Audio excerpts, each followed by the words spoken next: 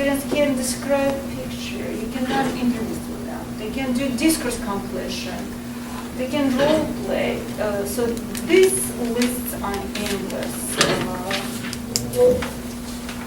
And we are done with studies that I wanted to present today. And if you have any questions, we can discuss it now. Discuss your questions now, and move on to this. If you don't have questions, and if you're just anxious to move on, we can move on. So. I was thinking of even like examples of simple research topics, like even looking at textbooks, gender representations. Because Ben Rifkin did one for Russia, and it was really, and I did that for African languages, looking at, you know, when you see doctor, when they use the word doctor, it's always he, you know. If it is a cook, they will say she or something like. It was really interesting to see that, and it's just basically looking at textbooks in less commonly taught languages and see how, you know. You can look at your textbook and see what kind of identities are represented altogether, like who is portrayed in the textbook, how the society, the target society is portrayed.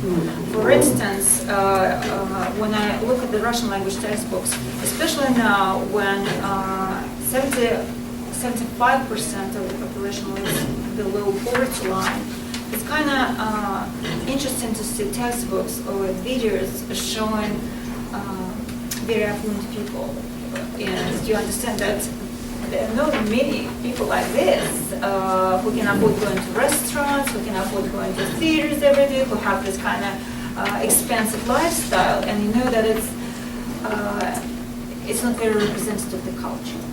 And then you see how an American person, an American speaker of Russian is portrayed in the textbook. It's also kind of funny and very reductionist. It's always male. It's never a woman. It's always male who ends up marrying a Russian woman. So what kind of message we're sending? I think Hollywood has already done enough with that, so we don't really need to pitch in with this stereotyping. But yet we're kind of, Russian women are, Russian men are, so that's the basic idea. And one of my favorite quotations from the Russian language textbooks is the dialogue between mother and the daughter. And mother saying, "You have to marry him. You have to marry him. Oh, he's an American." So this is depressing. Even as a joke, I think it's kind of or so outdated already. Anyhow, so this is definitely something interesting and worthy of researching. How the target culture is represented, how the Americans for whom those textbooks are catered, and who are the consumers of those textbooks. So how they are portrayed in those textbooks. Or you can go with gender. It's always a big win.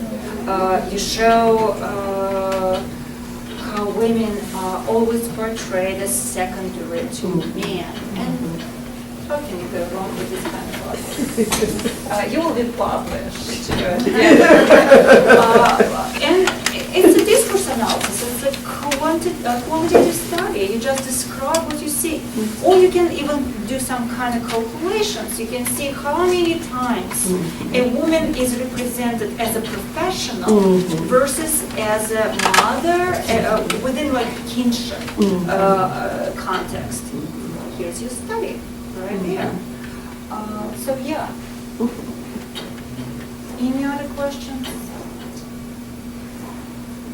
All right, then I wanted to show you this study. It's not that recent, but I thought this is kind of nicely done and very easy to follow study. On your right is the abstract that most of you, of course, know how journals work. Whenever you pick up the journal, you will see the abstract with a few keywords. I don't find keywords particularly helpful, but abstracts are very helpful because they have to tell you these kind of questions. They have to tell you the research questions. They have to tell you what is being investigated. They have to tell you the theoretical framework. They have to tell you about the design and about the instrument. So this is the information you need, and then you decide, okay, I want to look at the study or I don't want to look at the study. So if we just skim through and even by the title of the article, we already know what this is about, the effects of instruction on learners' production of appropriate and accurate suggestions. So we already know that there is a pedagogical intervention because it's an effect of something. And what the researchers want to study? Can you tell me? If you skim through only a few empirical studies, you only have focus on form in the pragmatic realm, the study examined the effects of two types of pragmatic instruction, explicit and implicit, on learning headaches and downgraders in suggestions. So, I know. So the study is researching effects of two types of instruction, whether it's explicit instruction or implicit instruction when the teacher doesn't really do metapragmatic talk.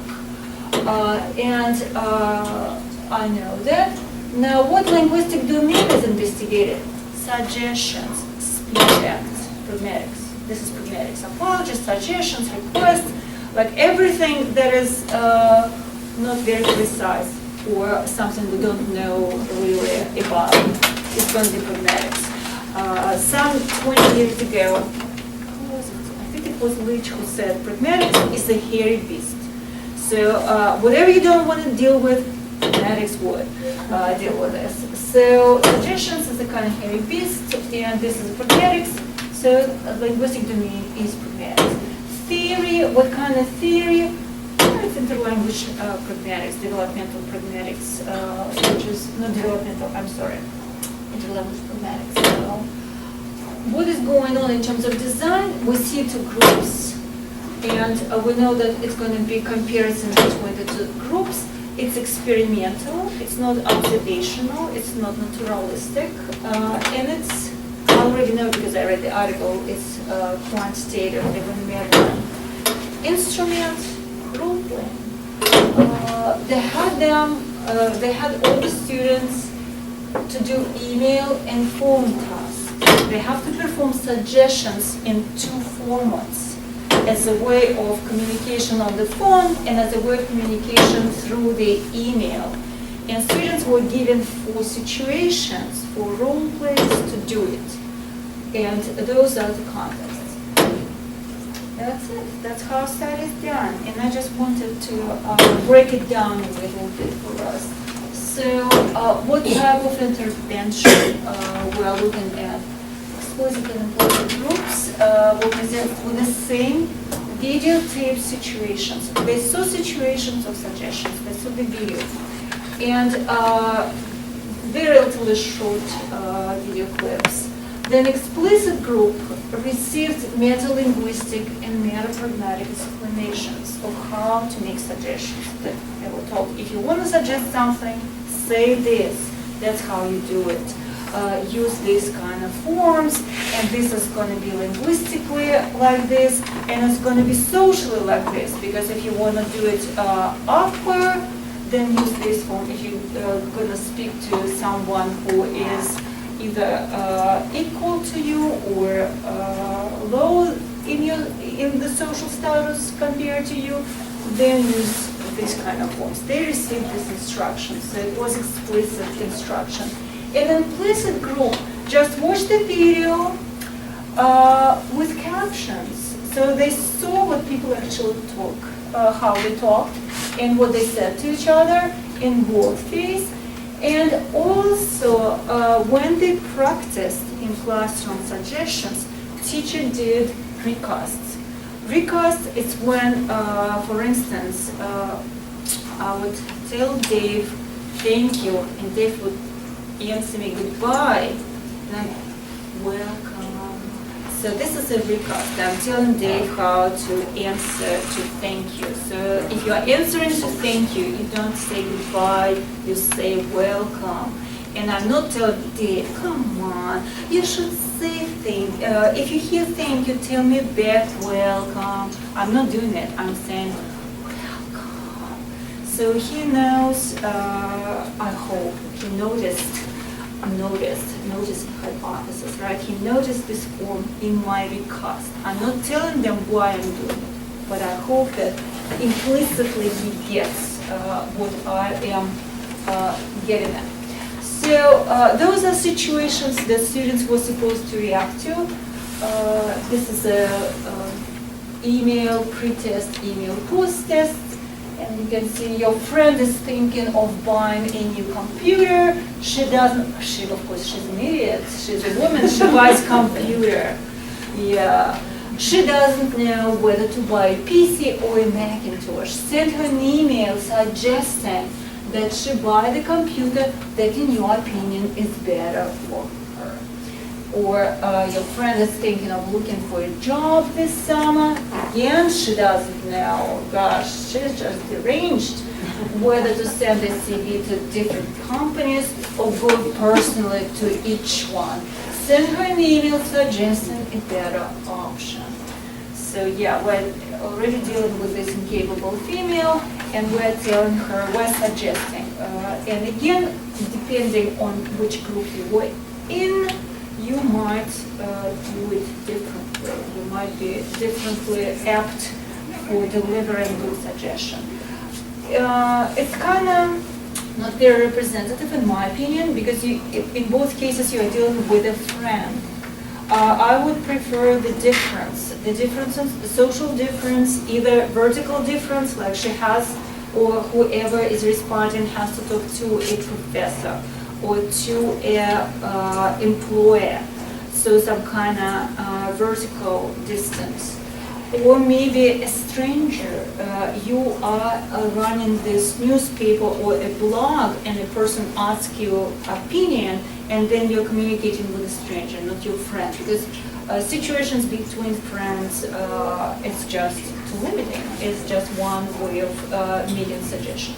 So how they analyze the data? They coded data for appropriateness and accuracy.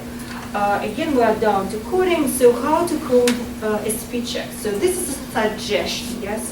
They're producing suggestion. I suggest that you.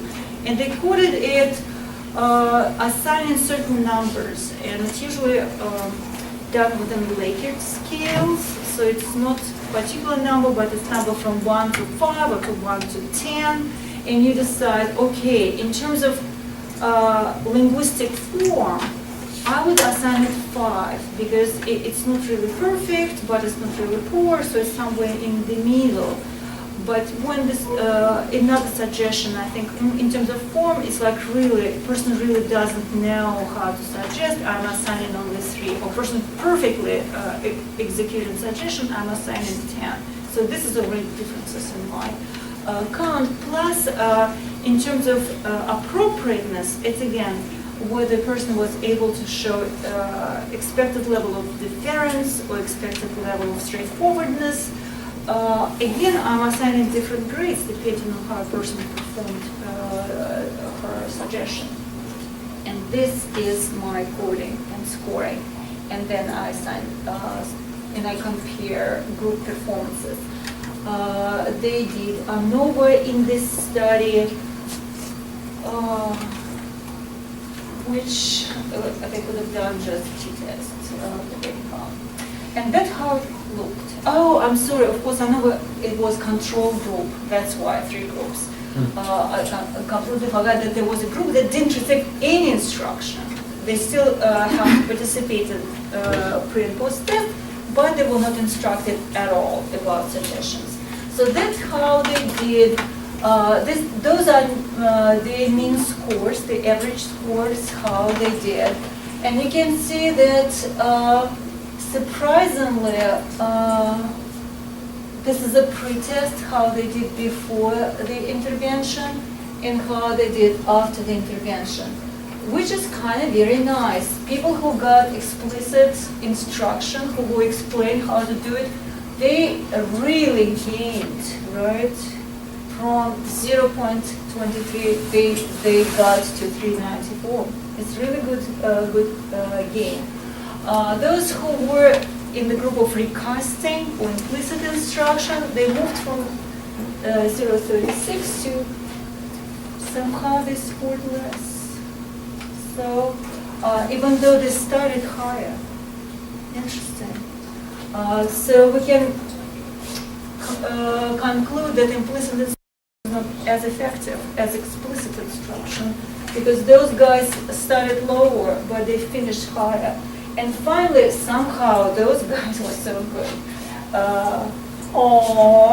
And after teaching, they got even worse. I hope it's not a reflection of our trade.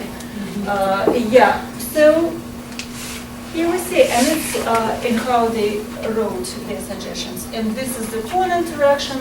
Again, we see, explicit instruction really produces good outcomes. Implicit instruction, not really. And finally, the control group.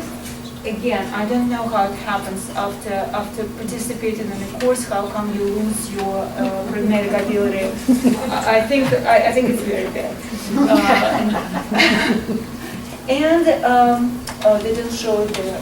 Let me see. Yeah.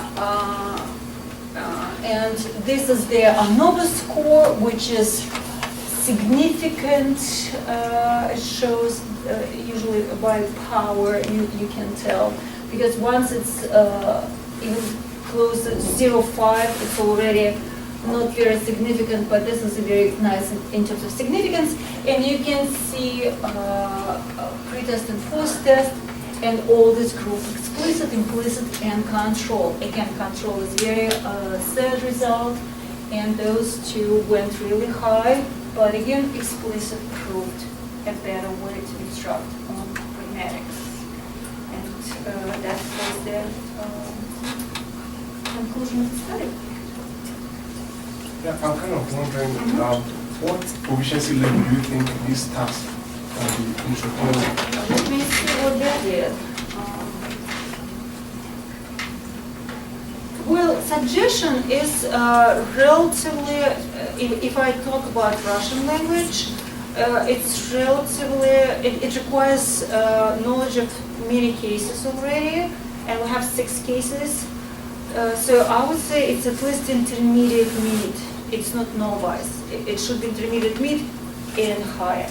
Because with pragmatics, again, it's been shown in many studies, somehow even students with very high grammatical and syntactic abilities score less on pragmatic knowledge.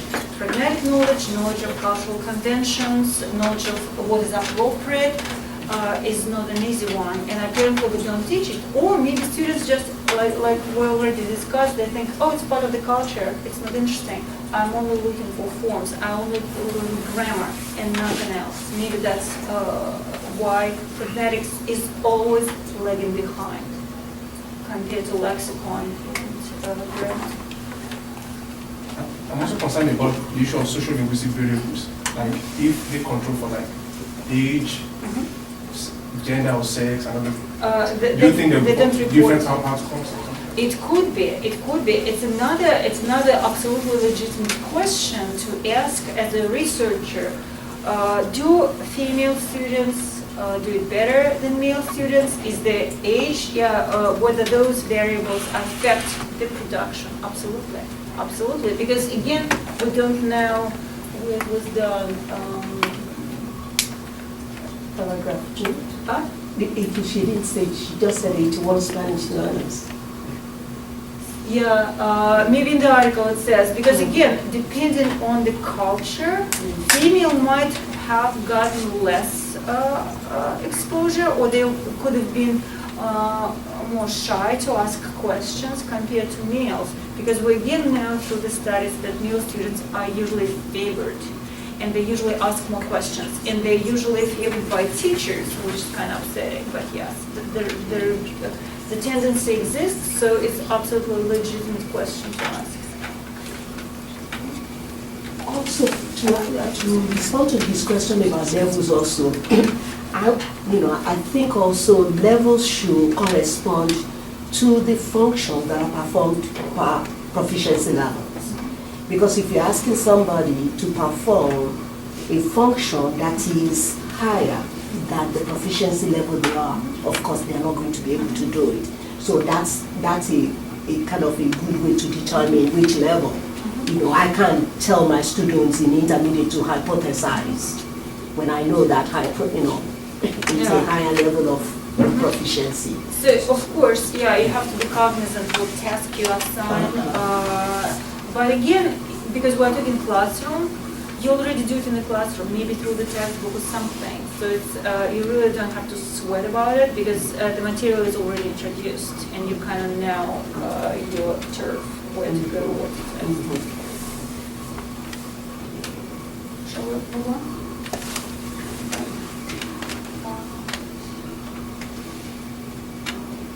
This was a fascinating study, I would say, done on a Kurdish little girl who went to Sweden and who was placed in a Swedish-only classroom.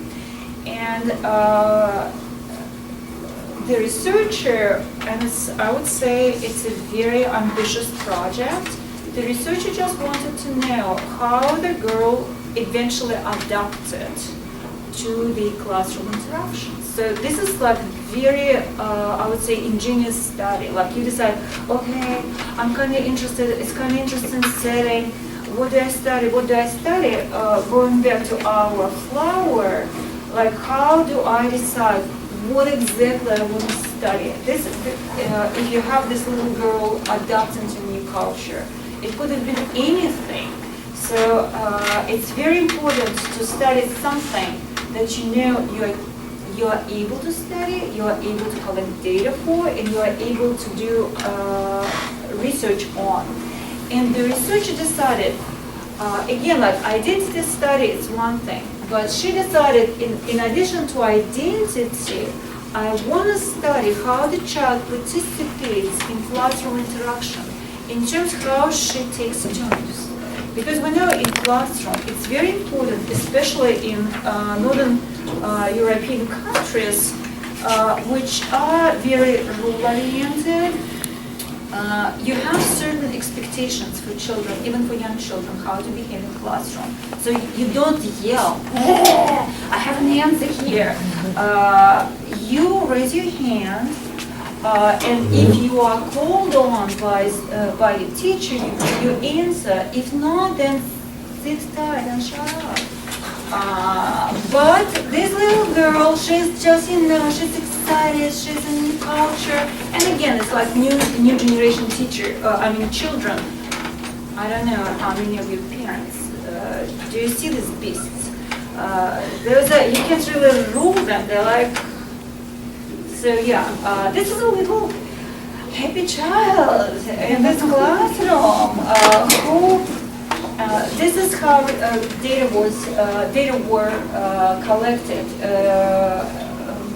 Basically, it's discourse, it's conversational analysis and then discourse analysis. So tons of classroom interactions are transcribed, and then assumptions and conclusions were made. So fusi, how to say it? Fusi? Probably it's Arabic, not so. Also, it should be Kurdish, but the name is Arabic original. Fawzia. So Fawzia, out of turn, she calls her instructor Vera, and she talks in Arabic, and they're not allowed to speak any language but Swedish. But she keeps talking different languages. She just doesn't want to speak Swedish, whatever. And she always disrupts. So this was an interaction with when Vera, the instructor, called upon other kids, but Fusey decided that she would go and she would talk to everyone. And she's like using Arabic in this instruction. And eventually, so throughout the year, she developed into a different kind of person. So before, like at the beginning, she wouldn't understand how to take turns. She would like jump into conversation. And then, so, oh, I'm sorry, first she was a silent child. She sat tight, she didn't talk, she didn't know how to interact, and she sat quietly. Then she became, and that's what I showed you, when she became noisy and loud child, when she would jump into interaction every time she could. And finally she became a skillful student by the end of the first year. And again, it's very serious assumptions and very serious conclusions. So it's conclusions about personality, about behavior, about identity, student identity. And all these assumptions and conclusions are made on a sheer, and I'm not saying it as a bad thing, I think how powerful it is to study language as a language only on the way she takes turns. Like, it's ingenious. You decide, okay, I just look at how a person takes turns. And it gives me such a rich data. I can tell about the student that, yes, she was this kind of student in the beginning, then she became this kind of student, and then she became this kind of student.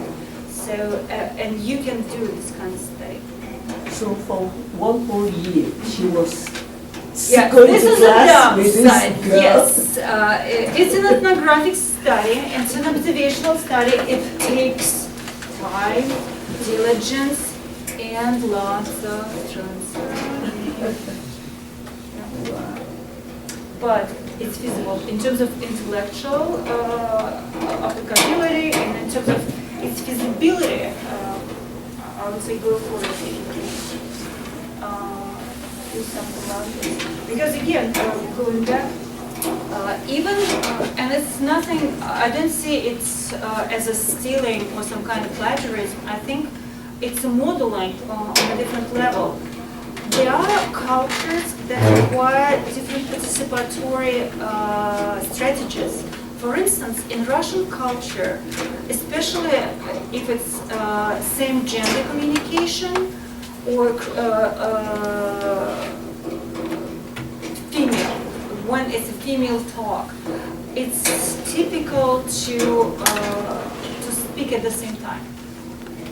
So, yes, all females, like if it's a group of females, it's okay, and it's how you express solidarity. You're like, well, watch this TV show. I can't watch it. It sounds like I'm in a chicken coop. The vision, the voice, Barbara Walters was there. Yes, the voice. Man, it's just so irritating. You turn it on, it's like, oh, God. And you're ashamed of being a woman. Russian, again, like stereotyping here, but yet there are studies that prove it, that there is a solidarity, politeness in Russian culture, so it's okay to speak at the same time, and kind of show investment in another person. And you might actually test your students whether they are able to acquire it. Especially for an American, it would be something difficult, because in American culture, it's all, it's the opposite actually. You give other people turns, and you let other people to finish before you, unless of course you're on the view, and then you just do something else. So yes, this is a definitely study to model. This is a depressing study, guys. It's very recent. And look at what is happening. We have here advanced learners of English. And it's interesting because they're already at the level when it's a content instruction. They're not instructed on grammar, on language. They're actually reading science books. And they took a semester on science. I don't remember what it was, chemistry or something, I don't know. I don't really care because I'm just a language specialist. So for me, it's interesting that, and it goes so against my assumptions. So one kid had this textbook in their target language, in English, with all these big words, so that they read the books, they read these words, and another group had this in their first language. And somehow, after they've done the course, those who were in their native language scored higher on the second language vocabulary. How is it possible? I don't know. Those are non students. I don't want to say these kind of students. But this is an amazing study. It kind of undermines our efforts and our preaching. We say, go for target language whenever you can. The last call that ACTFL issued, calling upon us, language teachers, to maximize use of the target language up to 90%, even in the first year. And we are dealing with advanced students who are given the opportunity to study with the target language, and in fact, they're scoring lesser than those who didn't do target language. Do they have an explanation in the study? I think it would be interesting to know, because I think there are lots of variables here. Yeah. Were they all drunk? Exactly, and also even the method, how they were taught, what is going on. Yes. I think, that we need to be brought into. It is, and this is the deconstruction of the study. So they were tested on the breadth of lexical knowledge, and it's kind of big word, but in fact, they had like 12 words. Those are the words. They had 12 words, and those were considered the breadth. And they were also tested on the depth of this knowledge, because each word has different meanings, not just one meaning. And they were tested on how many meanings for each word they can remember, and how many words they could remember. And on both scores, they went lesser. They scored lesser than the group who just used their. And it's statistically significant. We see power. So yes, instructed, those who use their first language, those are the scores, 956 in the late post-test.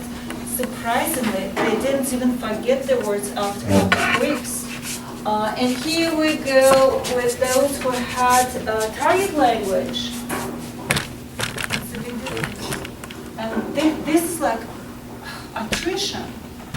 This attrition is pretty much insignificant. And this is a real attrition. You can see it right away. How it's possible, I don't know. So this is a puzzling and upsetting study. It's interesting. If you look at our foreign language journals published by ACTFL, you will see opposite research. Plenty of opposite research. So it would be good to really go deeper, because they are showing that people. So, yeah. Actually, I got a comment. Somebody was complaining to me because my organization is in charge of MLJ, National Federation of Modern Language Teachers Association, and somebody was complaining to me that I need to pay attention to what is going on, because most of the research done there now is by English. And the person was complaining that MLJ should not be concentrating on only learning of English. And this could be one of the outcomes. So, because this is from MLJ. Yeah. But it would be good to look at other journals that deal with foreign language acquisition and see now the issue of target language. Yes. And of course, we can modify this study for ourselves. We can do so many things with vocabulary, like enhanced vocabulary versus not enhanced vocabulary that is represented separately or in context.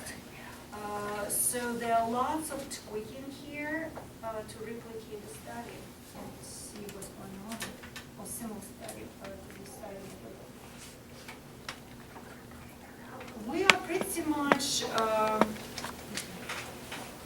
finished I can go with another study, or we can just break down into groups, or just turn this off and talk. Please fill out your evaluation forms. Sorry, I was trying to give you a quiet hint, but. Research, this is our research. Right. So, yeah, do you want to do another one, or another one? Are we done for another one? Okay, I don't mean to exhaust you on a Friday. Oh, this is a study I mentioned in the beginning. And this is a kind of already old study, but it's very simple, and I think it still merits replication. And it's going to be interesting to know how it actually plays out nowadays. And this is a survey done in '96 by Schultz in, I think it's Arizona. Cool. Yeah, and it was enormous. You can see the number of the participants, like tons of students, lots of teachers, and they all completed a survey. I will show you the instruments. So there were, I think, 12 questions on the instrument,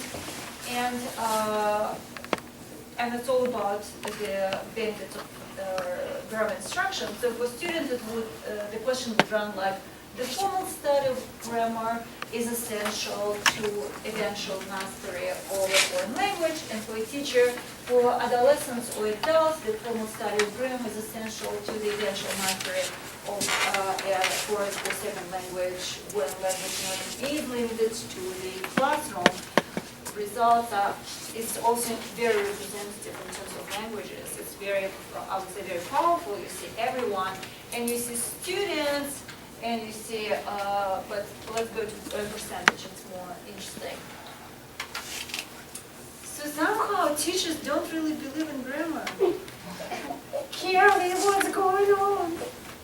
Yeah, so this is an interesting research. And again, speaking of politics, you see what's going on? Back then, 20 years ago, we were so concerned with students being scornful of grammar that we wanted to know that they actually love grammar. And we produced this research showing, oh, students love grammar, oh, they just can't live without it. It's the teachers who are kind of shaky on this point. Today, the politics has changed. Today, if this person ran the study today, had run the study again, she would have done it on culture. I can bet anything that she would ask whether culture instruction is important. Because nowadays, the field is kind of shifting, and the field is saying, all we do is morphosyntactic thing. All we do is focus on form, and where's the culture? Our students are not prepared to go globally.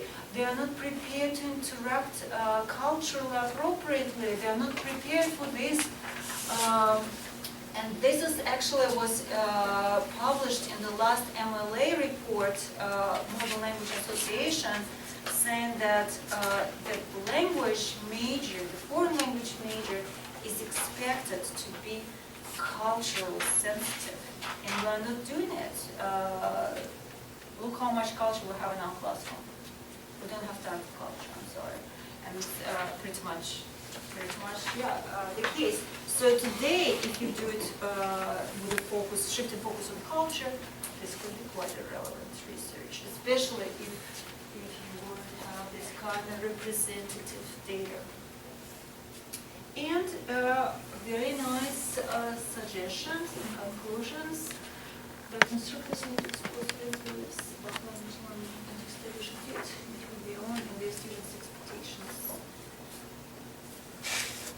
But again, it requires our active reflection and critical reflection. Do we want to accommodate students' beliefs, or do we want to bring students closer to our beliefs? Do we want to meet in the middle?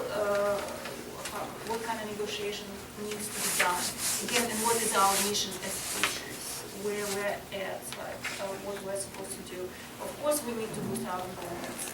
But again, if all we do in our classrooms is pleasing our students. It's not necessarily the mission. We're not necessarily making them cognizant of difficulties of cultural exploration, of uncomfortable difficulties, how to talk about race, how to talk about gender, how to talk about violence or terrorism. And instead of kind of reproducing this bucolic life of a textbook, everything is wonderful. No, it's not. Perhaps we need to know more that no, life is tough. Can you go back to the data again, please? Yeah. Oh. So there's from different levels, linguistic levels.